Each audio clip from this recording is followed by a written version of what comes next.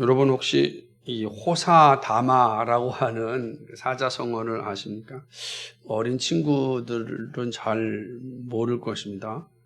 어르신들은 이 말을 자주 들었으니까 알고 있으리라 생각합니다. 이 말은 좋은 일에는 흔히 이제 시세 많은 듯이 안 좋은 일들이 많이 따른다, 이런 이제 의미입니다. 마치 이런 거 아니겠습니까? 비 오는 날 차가 확 지나가는데, 물을 이제 차가 탁 치니까 잽싸게 이렇게 우산으로, 막았습니다. 기분 좋다 그랬는데, 처마 위에서 물이 그냥 쏟아지는 바람에 옷을 다 적는 그런 상황이죠. 기분은 좋았는데, 순식간에 또, 이런 의미 아니겠어요? 근데 이게 우리 신앙생활에도 종종 있는데, 말씀과 찬양 혹은 기도로 은혜를 받아서 너무너무 좋은데 집에 가서 부부싸움합니다. 이러면 이제 이런 적도 있잖아요. 은혜가 충만하고 그런데 이제 이런 경우도 종종 있습니다. 좋은 일 다음에 사실 시험이 오면 그동안 누렸던 기쁨이 한순간에 사라지게 됩니다. 눈 녹듯이 싹 사라지게 됩니다. 그래서 사실은 신앙생활 하면서 은혜 받은 뒤에 더욱 경계해야 하는 순간이 있습니다. 참 은혜가 되고 기쁘고 즐겁고 정말 하나님과 깊은 관계 속에 들어가는 그 즐거움이 막 있는 순간 조심해야 된다는 거죠. 아마 여러분도 경험하셨으리라 생각합니다. 저는 자주 경험했어요. 특별히 기도원에서 정말 깊이 기도하고 내려올 때 꼭 시험 드는 일들이 생긴 경우 종종 있습니다. 오늘 말씀이 바로 이러한 상황을 잘 보여주는 것 같습니다. 여러분도 아시다시피 이스라엘의 초기 역사는 정말 흥미진진합니다. 정말 그러니까 수없이 많은 영화로 제작되지 않았겠습니까? 정말 현실인지 드라마인지 구분하지 못할 정도로 이스라엘 백성들이 이집트에서 탈출하는 이 사건은 정말 웅장한 모습을 가지고 있습니다. 더군다나 그 이집트에서 일어났던 10가지 재앙만 해도 정말 엄청난 것 아니겠습니까? 요즘은 이제 컴퓨터 그래픽이 워낙 발전돼 가지고서 이걸 아주 멋있게 만들어내고 있지 않습니까? 정말. 그래서 이런 재앙들을 생각해 보면 정말 이스라엘의 초기 역사는 정말 대단하다고 할 수 있습니다. 인간으로서는 상상할 수 없는 그런 일들이죠. 이어지는 광야 40년의 과정도 어느 것 하나 긴장하지 않을 수 없는 그러한 연속입니다. 그러니까 성경을 보게 되면 40년의 기록이 세밀하게 다 기록되어 있지는 않지만, 그러나 이 40년이 정말 흥미진진하게 계속해서 긴장을 늦추지 못할 정도로 이어지고 있는 것을 보게 되는 것입니다. 하나님이 이끌어 가시는 모습을 읽을 때마다 감사와 영광을 돌리기에 부족함이 없습니다. 모세는 이스라엘이 가나안에 들어가서 살아야 할 이스라엘 백성들에게 이 출애굽의 역사를 다 기록하여 들려줍니다. 가나안의 삶도 만만치가 않으니까. 근데 광야를 어떻게 지내왔는지, 이제 모세는 가나안에 들어가지 못하지 않습니까? 그죠? 그러니까 가나안에 들어가기 전까지의 여정을 모세가 잘 기록해서 이제 이스라엘 백성들에게 남겨주는 겁니다. 하나님이 어떻게 인도하였는지를 기억한다면 사실은 어떠한 삶도 감당할 수 있기 때문에 그런 것입니다. 오늘 본문의 말씀도 바로 이러한 교훈을 주고 있습니다. 이집트를 출발하여서 약속의 땅 가나안으로 이제 갑니다. 근데 이집트를 나오자마자 얼마나 흥분이 됐겠어요. 나올 때 사실. 근데 나오자마자 위기를 만나게 되는 거죠. 그것은 바로 거대한 바다 홍해입니다. 홍해를 건너는 거 쉬운 게 아니잖아요. 배가 있어야 됩니다. 근데 거기 배가 준비되어 있는 게 아니거든요. 연료고가 있어서 다리로 건너가는 것도 아니고 배니까 그 바다를 건너려면은 배를 열심히 만들어야 되겠죠. 한 200만 명의 이스라엘 백성들이니까 뭐 열심히 만들면 배가 빨리 만들어지겠죠. 그럼 아무리 빨리 만든다 할지라도 시간이 걸릴 겁니다. 그런데 문제는 바로 뒤에서 이집트 이 바로와 이집트의 병사들이 쫓아옵니다. 말을 타고 따라오고 있는 거죠. 그 이유는 우리가 잘 알고 있듯이 이스라엘 백성들을 다시금 이제 포로로 잡기 위한 것 아니겠어요? 그러니까 그 장면을 이스라엘 백성들이 보는 겁니다. 오늘 본문을 보니까 이 이스라엘 바로의 군대가 쫓아오는 것을 본 겁니다. 그러니 얼마나 기가 막히겠습니까? 앞에서부터 뒤에까지 200만 명이니까 뭐 옆으로 이렇게 오는 건 아니겠잖아요. 그죠? 이렇게 올 수밖에 없죠.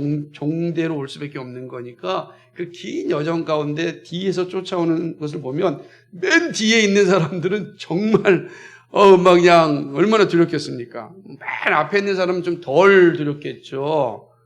그러니까 엄청난 일들이 지금 벌어지고 있는 겁니다. 그런데 문제는 앞에 있는 사람도 갈 곳이 없는 거예요. 낭떠러지니까. 바다라고 하는 현장이 그들을 가로막고 있으니 얼마나 무섭겠습니까?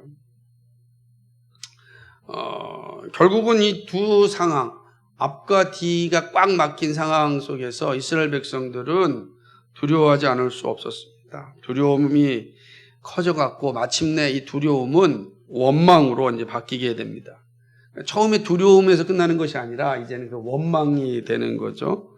모세를 향한 이들의 원성은 점점 커집니다. 11절에 보면은 이들이 한 말 하는데, 이집트에 묘지가 없어가지고 우리를 광야에서 죽게 하느냐, 이렇게 얘기합니다. 이집트에서 묻힐 곳이 없어서 이 광야에서 우리를 묻히게 하느냐라고 이야기합니다. 아니, 우리가 이 사람을 섬기겠다고 했는데 굳이 우리를 왜 데리고 와서 이 광야에서 죽게 하느냐, 이렇게 이야기하는 것입니다. 차라리 이 사람 섬기는 것이 광야에서 죽는 것보다 낫겠다라고 하는 것이죠. 근데 이 말 들으면 참 어이가 없습니다. 왜 하나님께서 지금 이스라엘 백성들을 구해내셨습니까? 이들의 탄원 때문 아니에요. 탄원. 고통스러운 탄원 소리를 하나님 들으신 겁니다. 이들이 이집트에서 어떻게 행하였습니까? 출애굽기 3장 9절을 보면은 이스라엘 자손의 부르짖음이 내게 달하고 이집트 사람이 그들을 괴롭게 하는 학대도 내가 보았다. 그러니까 지금 자신들이 이집트 사람들에게 받는 그 학대, 이 학대가 엄청난 거거든요. 그러니까 좀 살려달라고 하나님께 매일 부르짖었던 것입니다. 하나님이 살아계시다면 우리를 왜 이렇게 내버려 둡니까? 살려달라고 외쳤던 거죠. 하나님이 그들의 부르짖음을 들은 겁니다. 근데 지금은 딱 입 닦잖아요. 우리가 언제 살려달라 그랬느냐? 그래 이야기하고 있는 겁니다. 얼마나 인간이 간사한지 잘 보여주는 모습이죠. 그 얘기하는 거죠. 하나님은 이스라엘 백성들의 부르짖음과 고난받으심을 듣고 보시고 모세를 준비하셨습니다. 그리고 마침내 고난의 땅 이집트를 이제 탈출하게 한 것이죠. 그런데 바로 앞에 나타난 홍해로 인하여 이집트에서 나온 것을 원망합니다. 아마 이게 인간들의 모습이라고 생각을 합니다. 근데 여기서 모세가 이스라엘 백성들을 향하여서 책망하기 전에 아주 의미심장한 말씀을 전합니다. 그것이 이제 오늘 우리가 살펴보았던 13절, 14절의 내용인데 13절, 14절은 네 가지 말로 좀 정리할 수가 있는데 하나는 이런 겁니다. 두려워 말라. 첫째는 두려워 말라. 둘째는 하나님의 구원을 보라. 셋째는 하나님이 우리를 위해 싸우신다. 넷째는 가만히 있으라. 이렇게 얘기하는 거야. 자, 두려워 말라. 하나님의 구원을 보라. 하나님이 우리를 싸우신다. 그러니 가만히 있으라. 이렇게 이제 말씀하는 거죠. 자, 이스라엘 백성들은 두려워서 지금 원망하고 있는 거예요. 그런데 이 모세는 이스라엘 백성들을 향하여서 두려워하지 말고 하나님의 구원을 보라는 거예요. 하나님 우리를 위해 싸우신다. 너희 가만히 있으라. 이렇게 말씀하는 것이죠. 그리고 마침내 하나님은 홍해를 가르시고 이스라엘 백성들을 건너게 하십니다. 21절에 있는 내용처럼 이스라엘 백성, 땅이 바다가 이제 갈라지고 땅 육지가 나타나고 그곳으로 이스라엘 백성들이 건너게 되는 거죠. 물론 말을 타고 온 이집트 군인들은 금방 이스라엘 백성들을 뒤쫓아왔습니다. 그들로 같이 홍해 바다 안에 들어왔습니다. 바다가 갈라졌으니까. 그런데 어떻게 되었습니까? 그들은 그 홍해 바다에서 빠져 죽게 됩니다. 26절과 30절의 내용이죠. 그러니까 자신들을 빠져 죽이려고 하였던 이집트 병사들이 바다에 빠져 죽는 것을 그들이 목도하게 된 것이죠. 이 광경을 본 이스라엘 백성들의 모습이 어떻습니까? 31절인 것입니다. 같이 한번 읽어볼까요? 오늘 14장 31절 시작. 이스라엘이 여호와 애굽 사람들에게 베푸신 큰 일을 보았으므로 백성이 여호와를 경외하며 여호와의 그 종 모세를 믿었더라. 아멘. 하나님의 행하심을 보고 그들이 하나님과 모세를 믿게 되는 것입니다. 이집트를 떠나자마자 따라오는 이집트 군사들과 더 이상 도망갈 수 없는 바다를 만나게 되고 그리고 그런 두려움 가운데 원망 가운데 있는 이스라엘 백성들을 구원하신 하나님의 일하심. 이게 이제 오늘 이 본문의 모습이기도 합니다. 너무나 유명한 홍해 사건입니다. 제가 어릴 적에 저 서울에 있는 대한극장에서 그때 70mm를 이 상영관은 대한극장 하나밖에 없었는데 그때 10개라는 이제 영화가 이제 상영이 됐어요. 워낙 오래 해가지고 1부, 2부로 해서 1부 끝나면 화장실 갔다가 오면 다시 2부를 하는 그런 영화관이었습니다. 그때 그 홍해가 갈라지는 장면이요. 얼마나 웅장하고 지금의 CG로 보면 정말 별것 아니거든요. 진짜 너무 조잡한데 그때 그 화면에 있는 그 모습을 보면서 정말 어린 마음에 하나님을 얼마나 찬양했는지 모릅니다. 정말 그 당시 흥분을 잊지 못하는 거죠. 홍해 사건은 단지 그 바다를 건너는 장면에만 압도 되어 있지만 그러나 오늘 말씀은 지금 홍해에 들어가기 전 사건이잖아요. 그러니까 우리가 보통 이 장면을 볼 때 홍해 사건에만 집중하고 있는데 홍해가 갈라지기 직전의 이 사건이 오늘 우리에게 매우 중요한 교훈을 주고 있습니다. 그래서 이제 홍해라고 하는 거대한 사건의 흥분을 가라앉히고 이 홍해를 건너기 전에 있었던 이 모습들을 통하여 하나님께서 우리에게 주시는 교훈을 좀 생각해 보고자 하는 것입니다. 첫 번째 교훈은 신앙생활에는 고난과 위기가 항상 존재한다라는 사실을 이제 보여주고 있습니다. 고난이 없는 신앙생활은 없다. 이게 명제입니다, 명제. 그렇죠? 위기 없는 신앙생활, 고난 없는 신앙생활은 없습니다. 자, 이스라엘 백성들은 이집트에서 피 한 방울 흘리지 않고 사실은 탈출하였습니다. 하나님이 행하신 10가지 재앙으로 인하여 이집트는요, 전역이 다 폐허가 되었습니다. 엄청난 군사력을 자랑하고 문화를 자랑하였던 이집트가 하나님이 내리신 10가지 재앙으로 인하여 폐허가 된 것입니다. 그 거대한 나라인 이집트 얼마나 자존심이 상하겠습니까? 그것도 피 한 방 흘리지 않고 다 자신들의 노예를 내보내야 되니 얼마나 정말 속상하고 화가 났겠습니까? 반면에 이스라엘을 생각해 보십시오. 얼마나 당당하겠습니까? 그죠? 정말 하나님의 살아계심을 만방에 드러낸 거 아니겠어요? 당당한 모습이 있는 것입니다.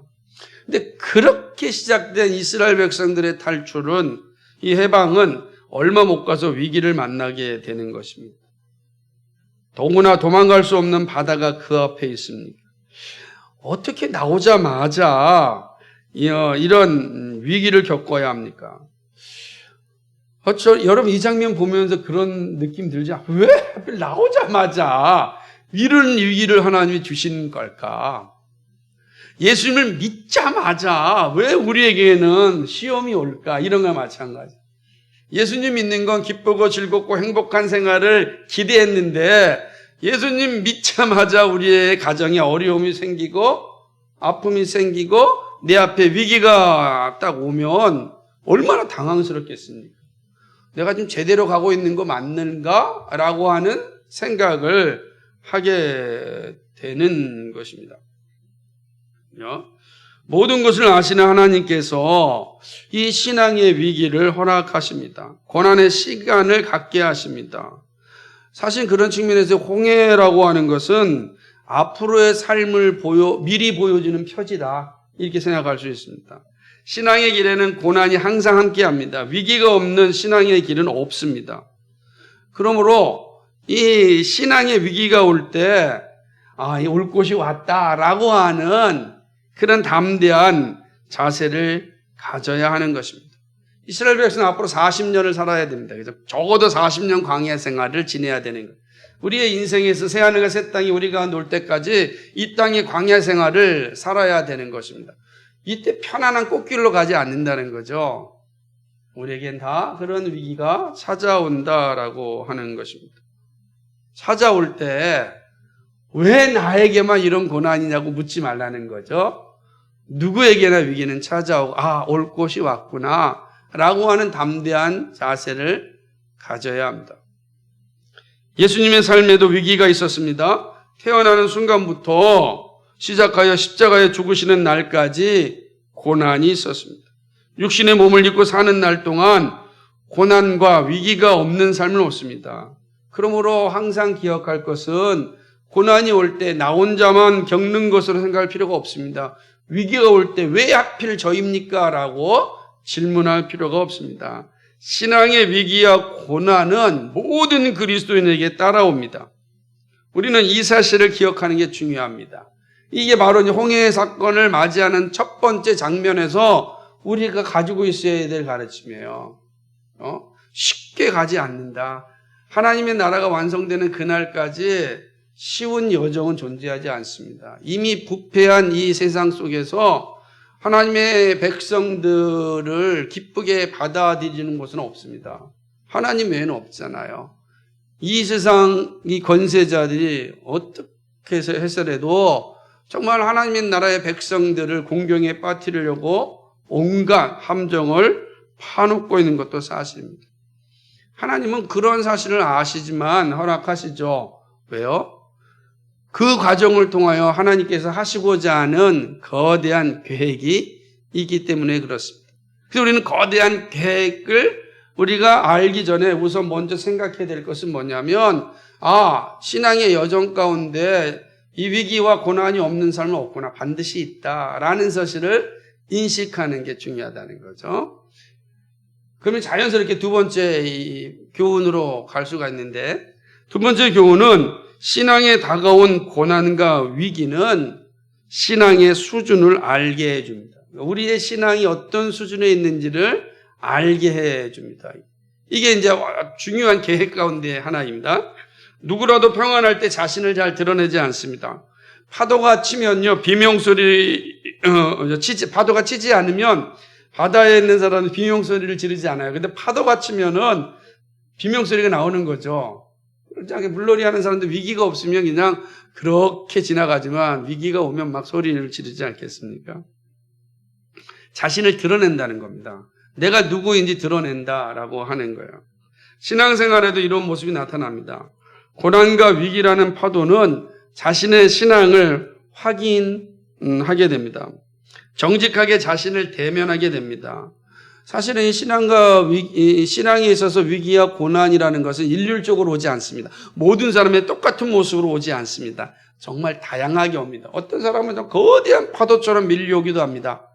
그래서 정말 누가 봐도 참 고생한다, 정말 어렵다라고 하는 걸 보기도 합니다. 반면에 어떤 사람은 외적으로는 크지 않는데 내적으로는 심한 어떤 상처를 주는 그러한 파도가 있습니다. 찰랑찰랑 거린 것 같지만 그 사람의 내면을 아주 힘들게 하는 그러한 모습도 있다라고 하는 것입니다.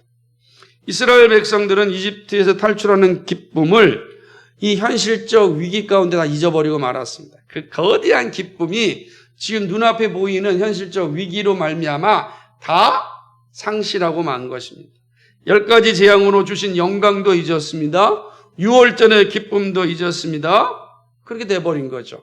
현실의 고난이 오면 우리의 실체가 다 드러나는 겁니다. 막 기뻐하고 찬양하고 할렐루야 외쳤던 사람, 두 손 들고 찬양했던 사람도 그 찬양이 두 손 들고 찬양한 것이 진짜인지 정말로 경건한 찬양이었는지가 그 고난의 파도가 한번 탁 밀려오면 드러나는 겁니다.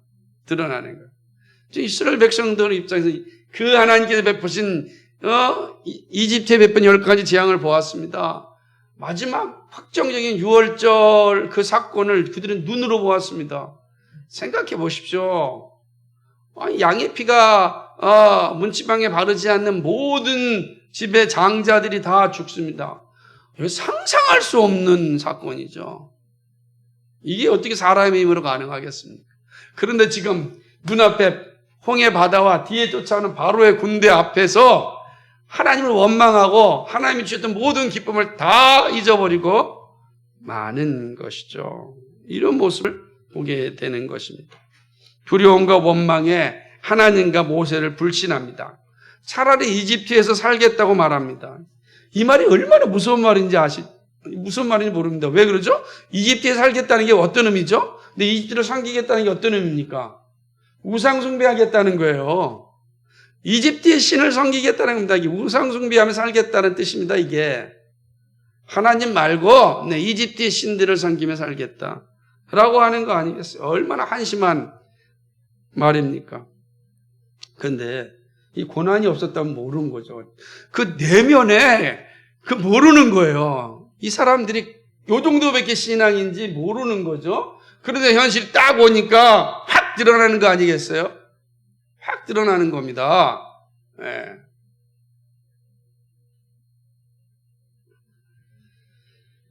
고난은 신앙의 알곡과 가라지를 가려냅니다. 시편 기자는요, 고난이 왜 중요한지 아주 분명히 노래합니다. 시편 19편 67절에 보면은 고난 당하기 전에는 내가 그릇 행하였더니 이제는 주의 말씀을 지키나이다 그랬어요. 근데 고난 당하기 전에 내가 그릇 행하였다는. 그러니까 그런 거예요. 그러니까 사실은 모르는 거죠. 근데 고난이 오니까 뭐야? 나의 자신의 실체를 알게 되는 겁니다. 자신의 실체가. 자신이 보여준 신앙의 수준을 정직하게 대면하게 됩니다. 그리고 정직한 성도는 정신을 차리고 하나님께 더 가까이 갑니다. 사실 이것이 고난이 주는 유익 가운데 하나이거든요. 하나님의 거대한 계획이죠. 마치 율법이 오기 전에는 죄가 죄인지 인식하지 못합니다. 근데 율법이 오니까 그것이 죄가 죄인지 알게 되는 거예요. 율법이 없을 때는 우리가 잘 몰라요. 근데 율법이 딱 오니까 그 죄라라고 인식하게 주는 거죠. 고난이 그런 기능을 하는 거예요. 고난이 오게 되면 내가 가지고 있는 신앙의 수준이 다 드러납니다. 내가 이 정도의 신앙을 가지고 있구나라고 하는 것이죠. 그래서 고난이 오면 자연스럽게 자신을 돌아보게 됩니다. 말씀의 자리에 서 있는지 자신을 확인하게 되는 것이죠. 내면에 있는 신앙이 나타납니다. 고난이 신앙의 정직성을 보여줍니다. 그래서 하나님이 종종 고난을 사용하는 거예요. 우리의 신앙을 정직하게 대면할 수 있는 날. 여러분도 보세요. 평안할 때 내가 지금 정직한 신앙이 어떤 수준인지를 몰라요. 그런데 한번 고난의 파도가 확 밀려오면 내가 이 정도의 신앙이구나. 내가 요 정도 신앙이구나. 한국교회가 코로나라고 하는 파도가 확 밀려오니까 한국교회 신앙이 요 정도구나가 딱 드러나는 거예요.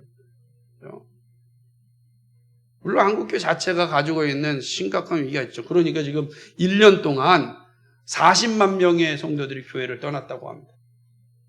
어마어마한 거죠. 지금 우리 한국교회 수준을 보여주는 겁니다. 우리가 이 정도였다라는.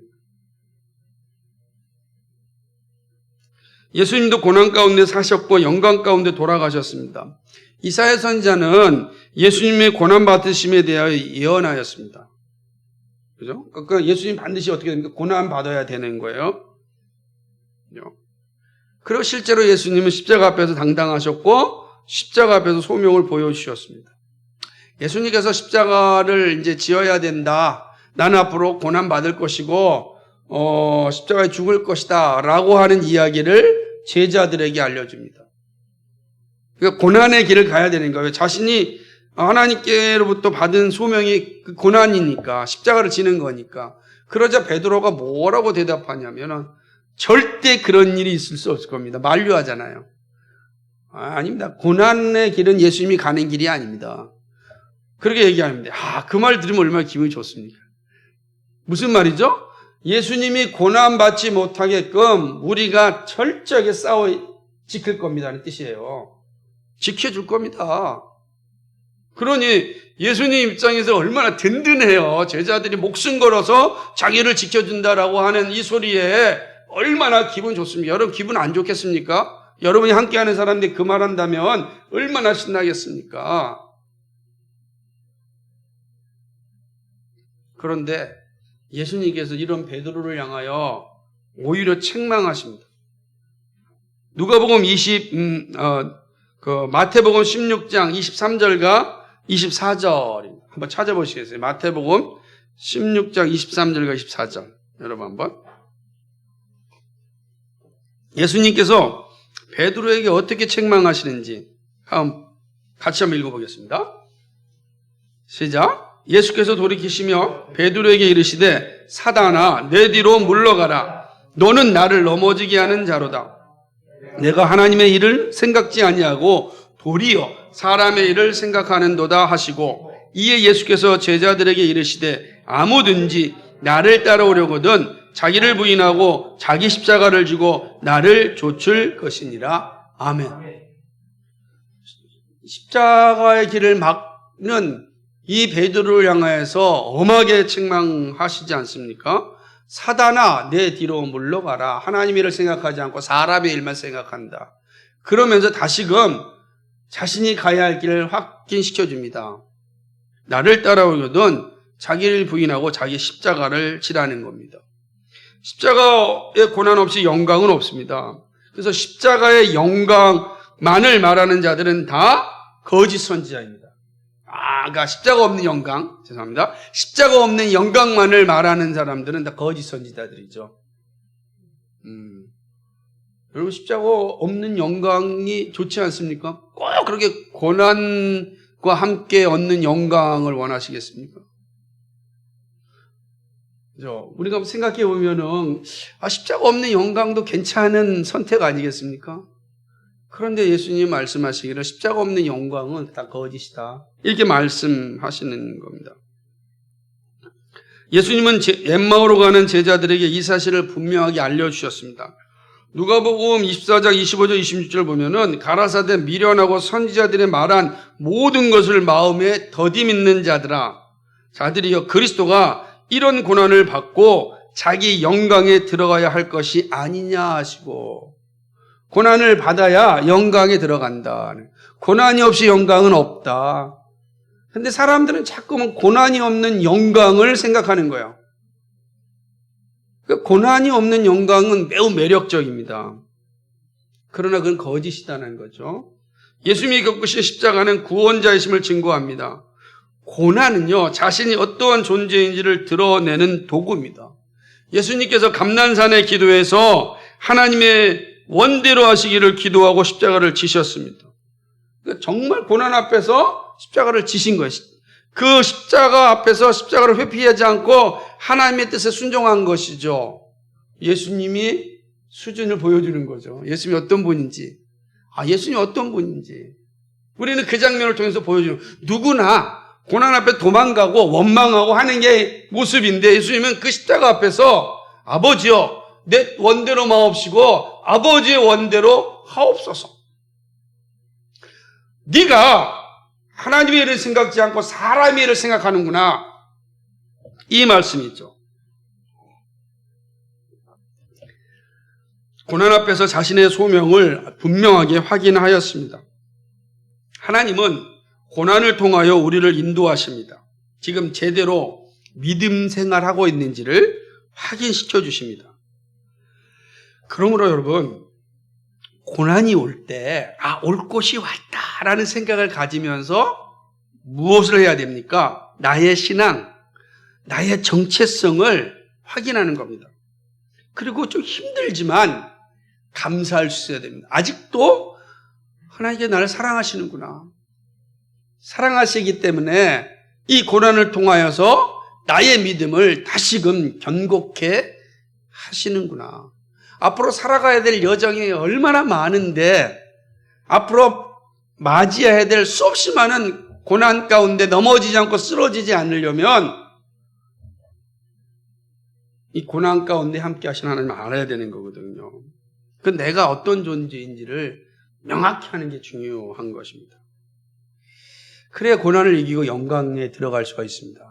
그래서 하나님께서 이 고난을 주시는 이유는 우리의 신앙의 수준이 어디인지를 확인하게 만드시는 거고 거기에 머물면 안 된다. 거기에 머물면 이 사실을 보여주는 것입니다. 이 두 번째 교훈이라 할 수 있습니다. 세 번째 교훈은요. 성도의 고난은 하나님이 함께 하심을 확신하는 시간이 됩니다. 성도의 고난은요. 하나님이 함께 하심을 확신하는 시간이 됩니다. 이게 정말 중요하죠. 고난이 주는 가장 유익한 선물은 하나님이 함께 하심을 확신하는 일입니다. 자신의 수준을 알 뿐만 아니라 하나님이 함께 하신다는 걸 확신하는 그런 시간이죠. 이스라엘 백성들이 맞이하고 있는 위기와 고난은 넘어지게 하기 위함이 아닙니다. 유혹하기 위함도 아닙니다. 하나님이 항상 함께 하심을 알려주시기 위함입니다. 앞으로 40년 동안 광야의 생활을 살아가야 합니다. 홍해가 지났다고 해가지고서 또 꽃길이 주어지는 건 아니지 않습니까? 우리가 살펴보았지만은 징그럽잖아요. 이스라엘 백성 가나안에 들어가기까지 계속해서 넘어지는 모습을 원망하는 모습을 보지 않습니까? 쉬운 게 아닙니다. 그 시간에 일어날 수많은 위기와 고난을 이기는 길은 창조주요 구원자이신 하나님을 확신하는 일입니다. 모세는 두려운 현실 가운데 있는 이스라엘 백성들을 향하여 두려워 말고 가만히 서서 하나님이 행하시는 구원을 보라라고 이야기합니다. 두려워 말고 좀 가만히 서서 하나님이 행하시는 구원을 보라. 어떤 의미인 것 같습니까? 우리가 하나님 앞에 살아갈 일을 알지도 못합니다. 어려움이고 위기가 왔을 때 허둥대중하지 말고 기도하여 하나님의 일하심을 기다리는 겁니다. 그게 정말 중요하거든요. 그러지 아니하면 보이는 현실에 다 이렇게 지배당해가지고 자신의 영혼도 망가지고 자신의 육신도 망가집니다. 그 사실을 지금 말씀하고 있는 겁니다. 두려움은 하나님이 보이지 않을 때 느끼는 감정입니다. 하나님이 함께할 때 두려움이 사라집니다. 모세는 그 사실을 강조합니다. 하나님이 함께 하신다 그러면 두려움이 사라지죠. 어두운 밤길을 걸어갈 때도 주님이 나와 함께 한다는 생각이 내 안에 가득 차면 두려움을 이깁니다. 이집트 군사와 홍해의 바다만 보이는 이스라엘 백성들은 두려움에 갇혔습니다. 그러나 하나님의 구원을 보고 있는 모세는 평안 가운데 감사하고 있습니다. 같은 자리에 있지만 한 부류는 두려워하고 한 부류는 감사하고 평안을 유지하는 거예요. 차이가 어디 있습니까? 하나님의 함께 하심에 대한 확신입니다. 하나님께서 구원을 이루시는 그 확신이 있기 때문에 같은 장소에 있지만 전혀 다른 삶을 살게 되는 것입니다. 하나님이 고난을 주실 때 미워서 그러는 것이 아닙니다. 힘이 없어서 그러는 것도 아닙니다. 하나님이 함께 하시는 사실을 다시금 확신케 하기 위함입니다. 이해하시겠습니까? 이게 중요한 거예요. 하나님께서 우리 고난을 허용하실 때는 우리를 미워하는 것도 아니고, 그죠? 우리를 유혹하기 위함도 아니고, 내가 너와 함께 한다. 이 사실을 다시금 확신케 하기 위함입니다. 금방 10가지 재앙, 6월절의 기쁨도 잊어버린 이스라엘 백성들.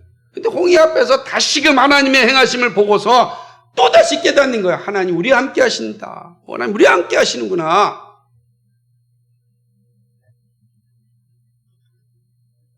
하나님은 합력하여 선을 이루시는 분입니다. 고난이 올 때 원망이 아니라 두려움이 아니라 가만히 서서 나를 위하여 일하시는 하나님의 구원을 보아야 합니다. 그러면 고난이 아픔이 아니라 유익이 될 수 있습니다. 시편 기자가 말하는 것처럼 고난받음이 내게 유익이라 라고 하는 사실을 알게 되는 거예요. 고난받음이 내게 유익이라. 그러지 않습니까? 하나님은 우리에게 유익을 주시기 위하여 고난을 주셨지 우리에게 절망하기 위하여서 고난을 허용하심이 아니다라는 사실입니다. 야고보 사도는 이 사실을 너무나 잘 알고 있기 때문에 야고보서 5장 13절을 보면 이렇게 얘기합니다. 너희가 고난 가운데 있을 때 기도하라 이렇게 얘기합니다. 고난 가운데 있다면 반드시 기도하라는 겁니다. 왜죠? 기도는요, 하나님을 확신하는 자만이 할 수 있는 행위입니다. 하나님을 확신하는 자. 그러지 아니하면 나머지는 다 주문이 됩니다. 주문은 예수를 믿든 믿지 않든 모든 사람이 다 합니다. 그죠? 주문을 받고 싶은 사람이 얼마나 많습니까? 그러니까 예수 믿지 않는 사람들은 아무 데서나 가서 주문하잖아요. 어떤 사람 가끔 드라마를 보면은 하나님, 부처님, 공자님 이렇게 기도하잖아요. 그 주문이죠. 그죠? 생각을 해보면 그 주문입니다. 머리 안수 받고 또 가가 점쟁이한테 점 보고 이런 건 주문이라는 거예요. 기도는 살아계신 하나님을 확신하는 사람만 할 수 있습니다. 그러니까 고난이 올 때 성도는 어떤 자리에 섭니까? 기도의 자리에 서는 겁니다. 왜 기도의 자리에 섭니까? 나의 신앙을 확인하는 자리요. 동시에 하나님이 나와 함께 하시는 사실을 확신하는 그런 자리이기 때문에 그런 것입니다. 예수님은 어떤 분입니까? 우리와 함께 하시는 임마누엘이십니다. 고난과 위기는 임마누엘 되시는 예수님을 더욱 분명하게 알게 해줍니다. 신앙생활 가운데 주어진 고난은 예수님의 사랑을 더 깊이 알게 됩니다. 그래서 더욱 기도하게 됩니다. 기도할 때마다 우리가 알게 되는 건 뭐냐면 임마누엘 되시는 예수님을 고백하게 됩니다. 주께서 나와 함께 하신다. 이 고난 가운데 나를 내버려 두심이 아니라 주께서 나와 함께 하신다. 임마누엘 되신 예수님이 드러나는 거예요. 그래서 우리가 임마누엘이라는 고백을 하지 않는다 할지라도 하나님이 나와 함께 하신다. 그리스도가 나와 함께 하신다. 이게 확신하게 되는 거죠. 이게 임마누엘이란 말이에요. 임마누엘 되신 예수. 여러분 가운데 다가온 고난에 예수님이 함께 하심을 기억하시기 바랍니다. 네. 이제 마지막으로 오늘 본문을 통해서 얻은 교훈은요. 고난을 이기려면 하나님의 약속을 확신해야 됩니다. 자, 고난은 반드시 우리에게 있습니다. 고난을 통해서 우리의 수준과 하나님이 함께 하심을 알게 해주신다고 그랬습니다. 자, 이제는 이 고난을 이기려면 어떻게 해야 되겠는가? 하나님께서 이 고난을 이길 수 있는 길도 우리에게 알려주셨습니다. 즉, 언약 백성은 언약으로 살아가야 한다라는 사실을 본문을 통해 생각해 보고자 합니다.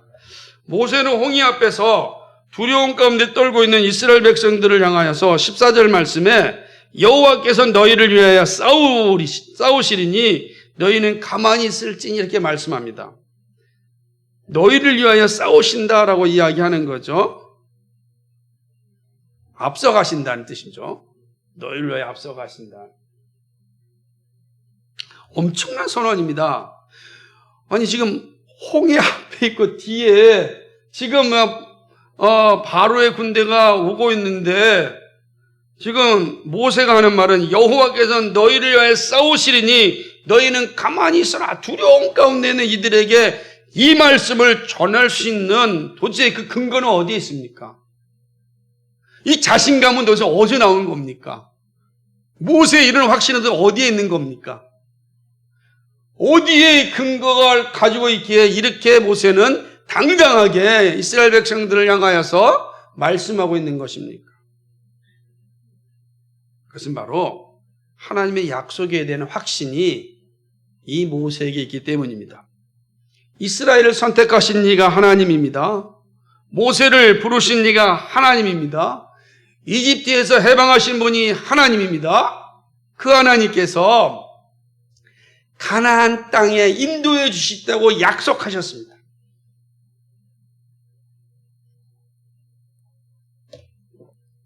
지금 아직 이집트 나오자마자 일어난 일이에요. 가야 될 가나안 아직 멀다고요. 하나님이 약속하셨다니, 가나안까지 내가 너를 인도해 주겠다. 모세는 이 약속을 받고 있다고요. 그래서 10가지 재앙 6월절 이 모든 사건 앞에서도 그 약속을 의지하고 담대하게 바로에 가서 싸울 수 있었던 겁니다. 그런데 지금 앞에 홍해 바다가 있다고 해서 두려워할 이유가 없는 것입니다. 하나님께서 하신 약속이 살아있기 때문에 그러십니다.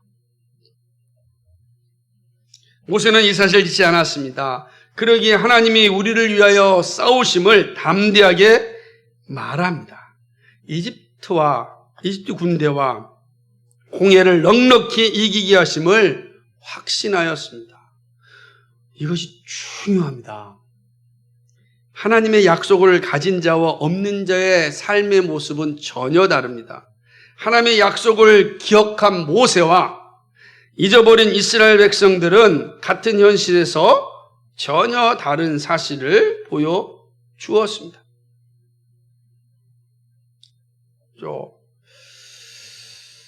그러니까 이게 중요한 겁니다.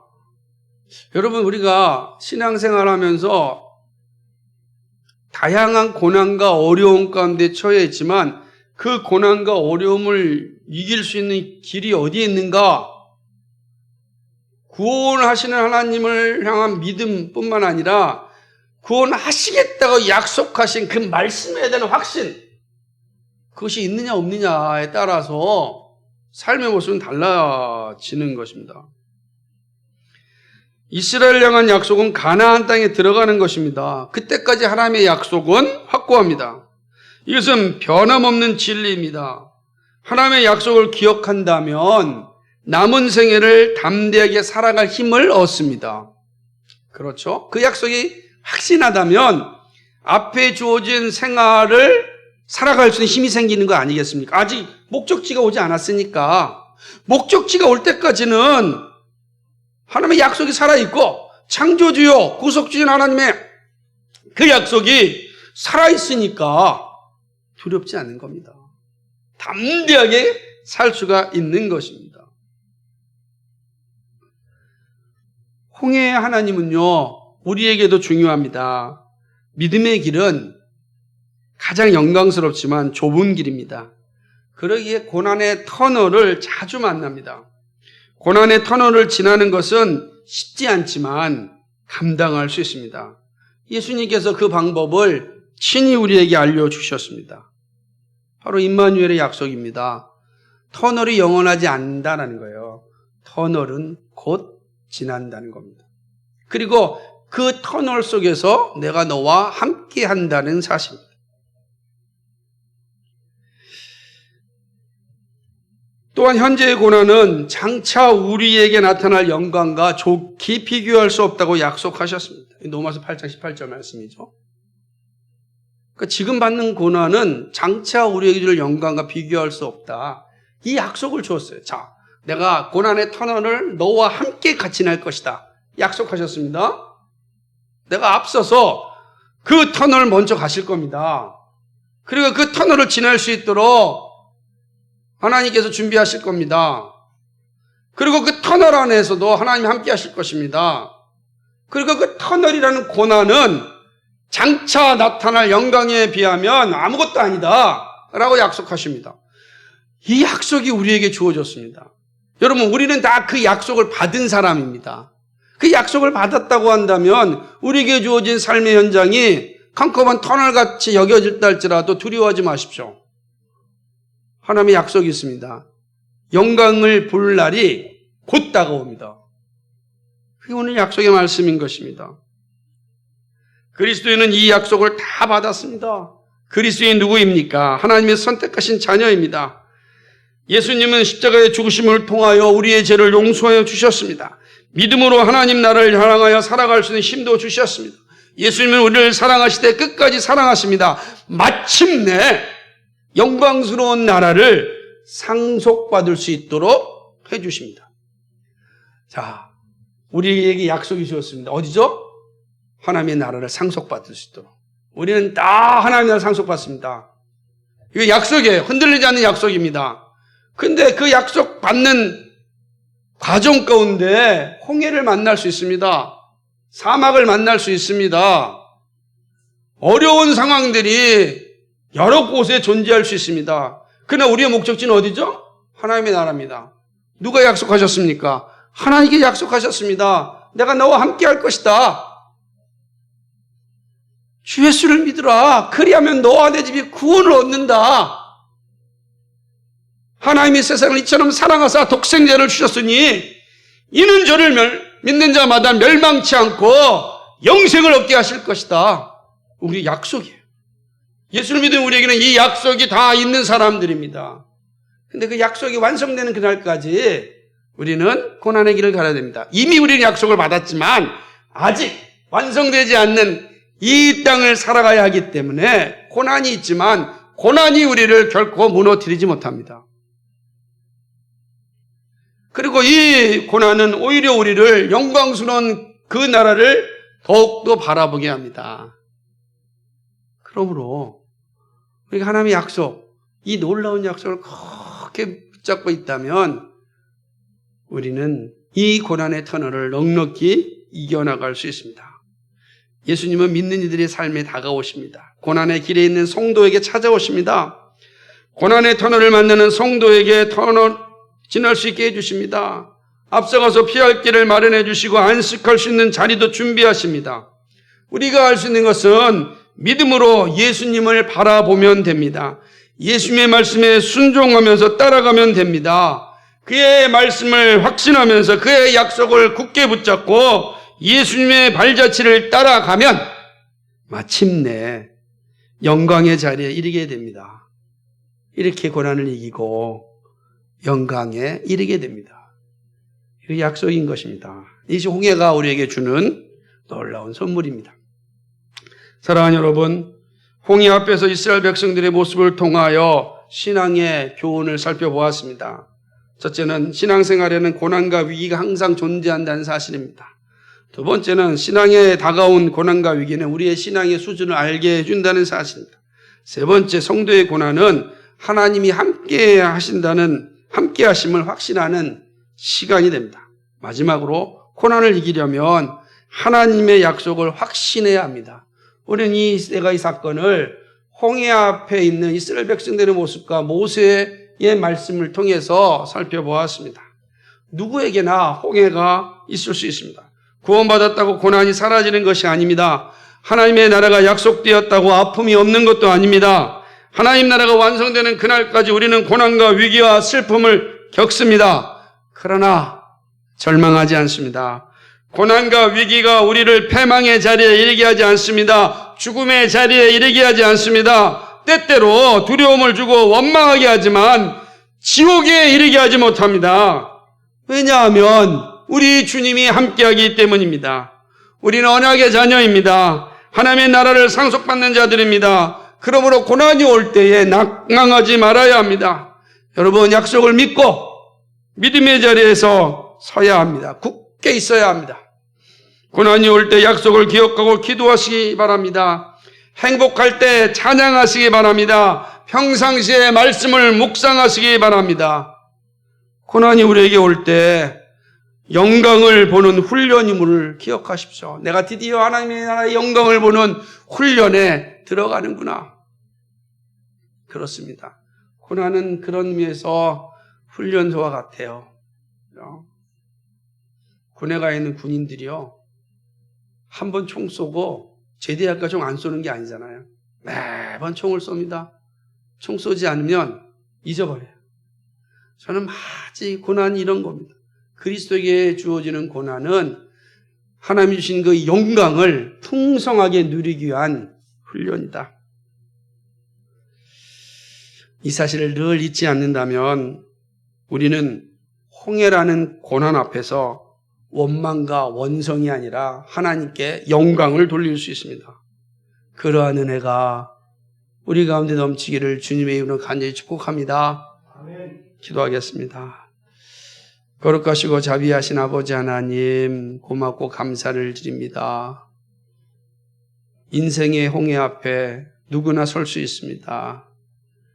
그러나 그리스도인은 절망하지 않습니다. 고난은 하나님께서 우리에게 영광을 주기 위한 훈련이기 때문에 그렇습니다. 우리 자신을 알게 하고 하나님이 함께 하심을 확신하게 하고, 그리고 그 하나님의 나라와 영광을 위하여 살 수 있는 힘을 갖게 됩니다. 아무리 거대한 파도가 밀려온다 할지라도 주께서 우리를 하나님 나라로 인도해 주신다고 약속하셨습니다. 거대한 파도가 결코 우리를 집어삼킬 수 없습니다. 때때로는 절망 같은 현실이 눈앞에 보인다 할지라도 우리를 결코 지옥으로 인도해 가지 못합니다. 임마누엘 되신 주님이 우리와 함께 하시기 때문입니다. 그러므로 우리는 고난이 올 때 기도해야 됩니다. 하나님, 이 고난 가운데 믿음으로 이길 수 있는 힘을 달라고, 하나님이 함께 하시는 그 능력을 다시금 확인케 해달라고 간구해야 됩니다. 기쁠 때 찬양해야 됩니다. 하나님 감사합니다. 우리에게 기쁨을 주셔서 감사합니다. 찬양해야 됩니다. 평상시에 우리는 말씀을 묵상해야 됩니다. 약속을 확인해야 됩니다. 그래야 훈련, 위기 가운데 이겨낼 수 있기 때문입니다. 아버지 하나님, 사랑하는 성도들의 삶의 현장이 다양합니다. 각자의 어려움이 있고 각자의 고민이 있고 각자 하나님 앞에 무릎 꿇고 통곡하며 호소하며 탄원하는 성도들이 있습니다. 그들의 마음을 아시지 않습니까? 주여, 저들을 붙잡아 주시고 인도하여 주셔서 아버지 믿음의 믿음을 주셔서 고난을 이기고 영광을 볼 수 있도록 역사하여 주옵소서. 감사드리며 예수 그리스도의 받들어 기도하옵나이다. 아멘.